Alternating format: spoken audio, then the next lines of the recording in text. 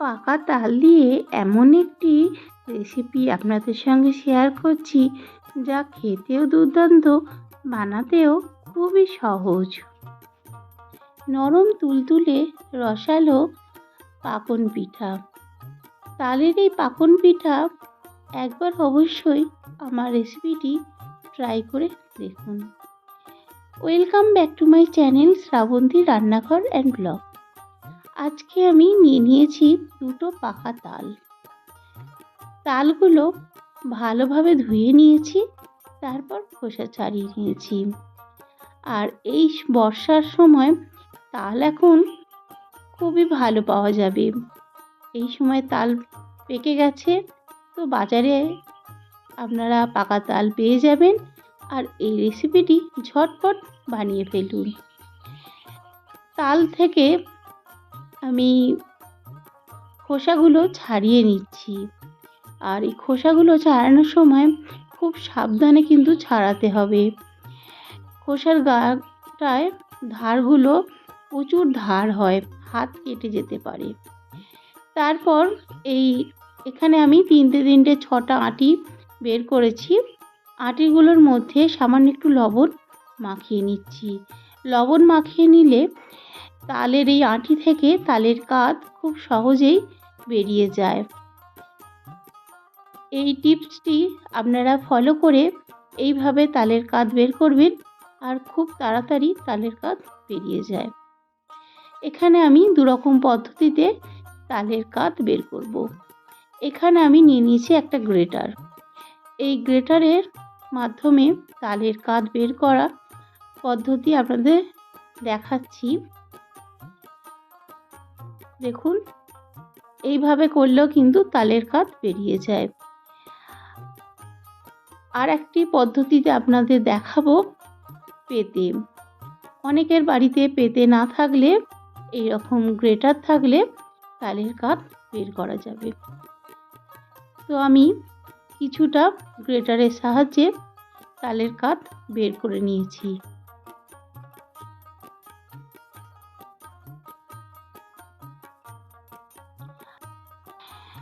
দেখুন, গ্রেটারের সাহায্যে কিন্তু এই তালের কাত বের করলে যে তালের যে সুঁয়ো বা আঁশ যেটাই বলুন না, দেখুন উপরে কিন্তু আটকে যাচ্ছে। এটা কিন্তু এই কাতের মধ্যে চলে যাবে না। এরপর আমি একটি পেতে নেব। পেতের সাহায্যে আপনাদের দেখাচ্ছি। এইভাবে আমি তালে আঁটি থেকে কাত বের করে নিয়েছি। এইভাবে কিন্তু তালের কাত বের করলে খুব তাড়াতাড়ি হয়ে যায়।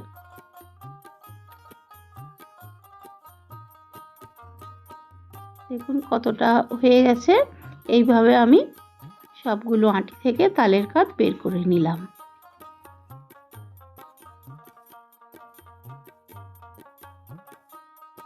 এবার রেসিপিটি বানানোর জন্য নিয়ে নিয়েছি একটি কড়াইয়ের মধ্যে একটি বাটিতে মাপ করে 1 বাটি জল, সেই বাটির মাপ করেই 1 বাটি তালের কাত, আর এর সঙ্গে দিয়ে দিলাম চিনি। এখানে প্রায় 3 চামচের মতো চিনি দিলাম, আর সামান্য একটু লবণ দিলাম। লবণ যেহেতু যখন তালের কাত বের করছিলাম তখন অল্প একটু লবণ দিয়েছিলাম, সেই বুঝে আমি সামান্য একটু লবণ দিলাম, খুব বেশি নয়। যে কোনো মিষ্টি রান্নায় দেখবেন একটু যদি লবণ দেওয়া হয় খেতে কিন্তু টেস্ট বেশ ভালো হয়। তো ভালোভাবে এটা মিশিয়ে নিলাম। এবার এর মধ্যে দিয়ে দিলাম নারকেল কোড়া, ফ্রেশ নারকেল এখানে আমি দিয়ে দিলাম। আর এখানে ঠিক 4 থেকে 5 চামচের মতো নারকেল কোড়া দিয়ে দিয়েছি। ভালোভাবে মিশিয়ে নিয়ে দিয়ে দিতে হবে সুজি। এখানে আমি 1 কাপ পরিমাপে সুজি নিয়েছি। কিছুটা প্রথমে দিয়ে একটু নাড়াচাড়া করে নেব, তারপর বাকিটা দিয়ে দেব। এবার সুজিটা দিয়ে গ্যাসের ফ্লেমটা মিডিয়াম টু লো রেখে দিয়ে আস্তে আস্তে নাড়াচাড়া করতে হবে অনবরত। এটা মণ্ড তৈরি হয়ে যাবে। যখন দেখবেন কড়ার গা থেকে সুজিটা উঠে যাচ্ছে, তখন দেখবেন এটা তৈরি হয়ে গেছে। দেখুন অনেকটাই কিন্তু শুকনো হয়ে গেছে, কড়াইয়ের গা থেকে উঠে যাচ্ছে। আরও একটু এটা রান্না করতে হবে।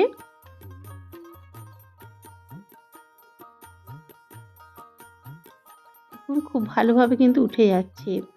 এর মধ্যে অ্যাড করে দিলাম ময়দা।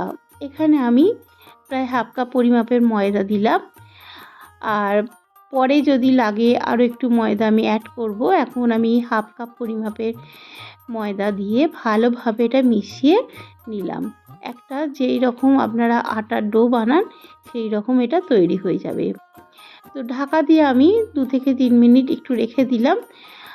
তারপর একটি প্লেটের মধ্যে ঘি মাখিয়ে নিলাম ভালোভাবে। তারপর ওই যে মণ্ডটা তৈরি করেছিলাম ওটা ওই প্লেটের মধ্যে নিয়ে নিলাম।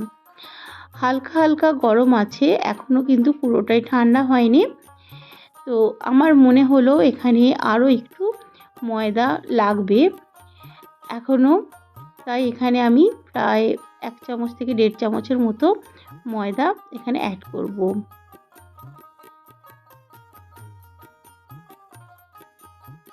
দেখুন অনেকটাই কিন্তু নরম আছে, আরও একটু ময়দা এখানে আমি অ্যাড করলাম। ভালোভাবে আবারও মিশিয়ে নিচ্ছি। খুব ভালোভাবে যেমন আপনারা আটার ডো বানান সেই রকমভাবে এটা নিয়ে নিতে হবে। তারপর ওটা আমি আলাদা রেখে দিয়ে আমি একটা চিনির শিরা বানাবো। চিনির শিরা বানানোর জন্য নিয়ে নিয়েছি 1 বাটি চিনি। ওই বাটির মাপ করে 1.5 বাটি দিয়ে দিলাম জল। একটা ছোটো এলাচ দিয়ে দিলাম ফ্লেভারের জন্য। এখানে কোনো 1 তার বা 2 তার কিছুই করা দরকার নেই, জাস্ট চিনিটা গলে গিয়ে 2 থেকে 3 মিনিট ফুটিয়ে একটা পাতলা রস বানিয়ে নিতে হবে। তারপর এটা সাইডে রেখে একটু ঠান্ডা করতে দিতে হবে।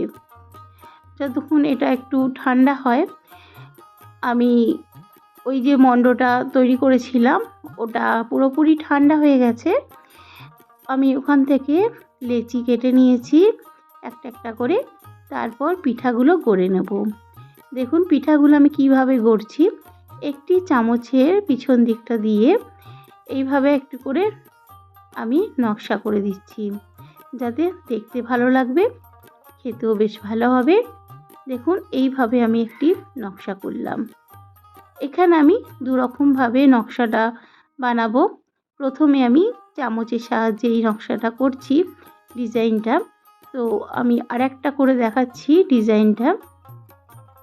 দেখুন আমি কিভাবে বানাচ্ছি। এই হালকা হাতে কিন্তু এটা করতে হবে, খুব বেশি চাপ দিলে ভেঙে যাবে।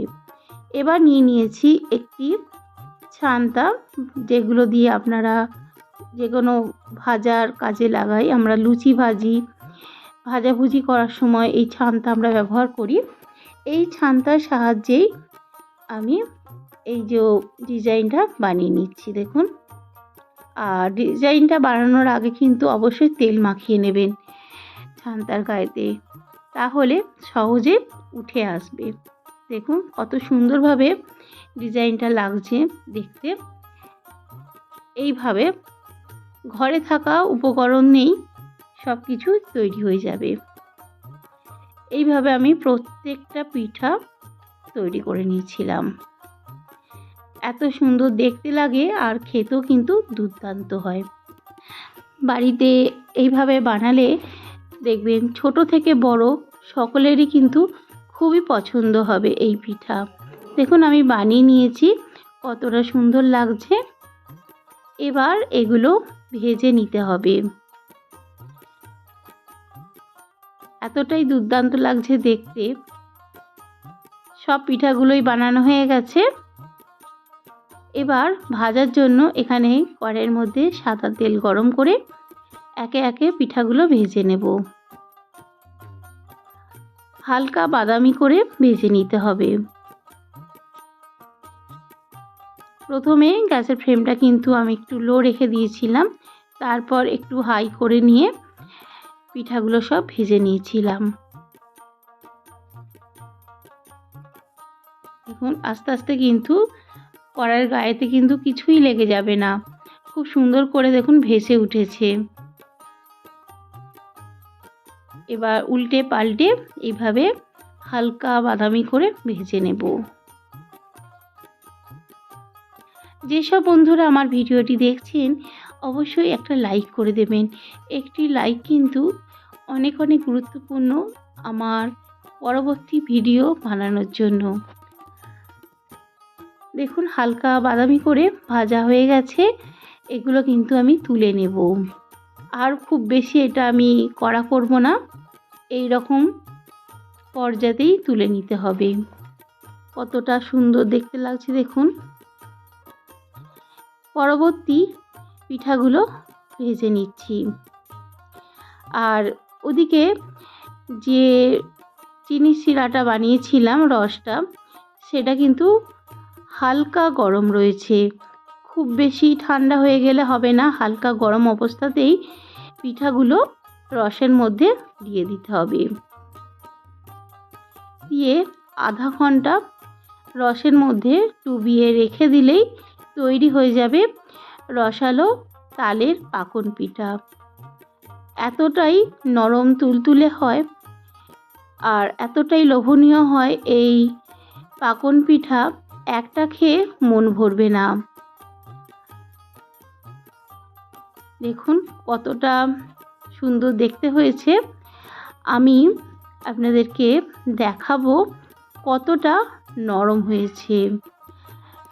আজকের এই তালের পাকন পিঠা রেসিপি কেমন লেগেছে অবশ্যই কিন্তু কমেন্ট করে জানাবেন। লাইক, শেয়ার এবং সাবস্ক্রাইব করে আমার পাশে থাকবেন। ভালো থাকবেন, সুস্থ থাকবেন। কতটা নরম হয়েছে দেখুন, ভেতরে রস ঢুকে গেছে আর এতটাই নরম হয়েছে, একটু হাতের সাহায্যে টিপ দিলেই কি সুন্দরভাবে ভেঙে গেল। এতটাই নরম তুলতুলে হয়েছে। আমি একটা চামচের সাহায্যে কেটে দেখাচ্ছি কতটা নরম তুলতুলে।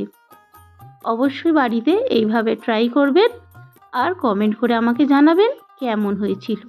সকলে ভালো থাকবেন, সুস্থ থাকবেন। Thank you.